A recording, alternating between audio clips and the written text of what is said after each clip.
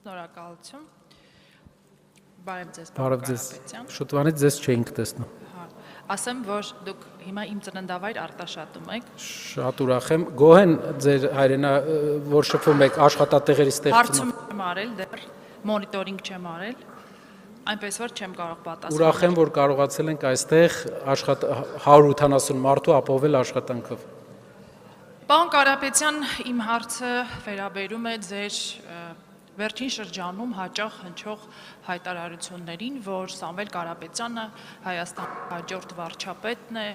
եւ այլն։ Մի տեսակ դիսկոմֆորտ չեք զգում, երբ որ նման հայտարարություն եք անում, հաշվի առնելով այն հանգամանքը, որ ընտրություններում ելքը որոշող ամեն դեպքում լինելու է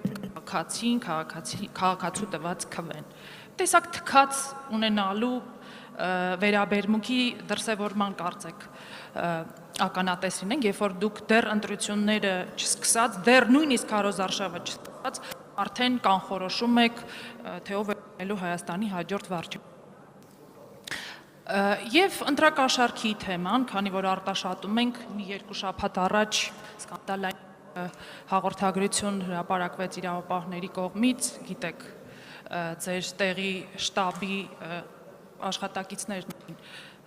միմյանց հետ փոխանակվում ընտրակաշառք բաժանելու թեմայով, նրանց բոլոր անմեղության կանխավարկած անշուշտ։ Երիցս հարգում եմ, բայց հարց.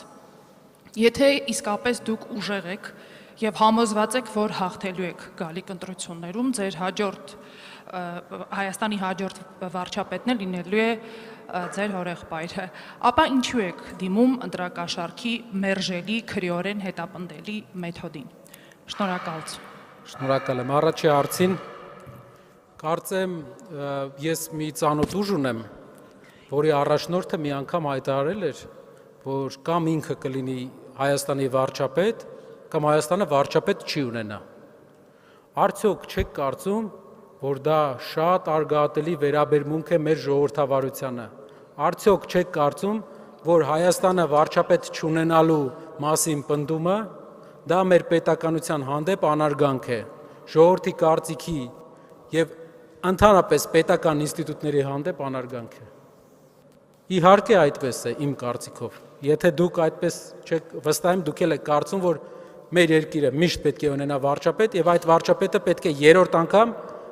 մեր կարծիքով եւ հասարակության նշանակալի մասի կարծիքով, ում սահմանադրական իրավունքն է դա,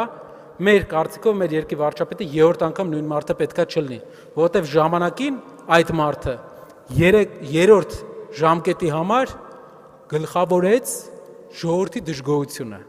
Ժողովուրդը դժգոհ էր եւ այսօր էլ է դժգոհ, որովհետեւ վերջի 8 տարիները մենք չենք կարող ներկայացնենք որպես մեր պատմության փայլուն շրջան ամենայն հարգանքով բոլոր գործիչների հանդեպ, որոնք եղել են այս ընթացքում ինչ-ինչ պաշտոնների Հայաստանում բարձր թե ցածր, բայց 8 տարվա արդյունքում մենք չենք կարող ասել, որ մեր երկիրը ապրել է իր ծաղկման շրջանը։ Մենք ունեցել ենք շատ բարդ շրջան եւ կարծում եմ, որ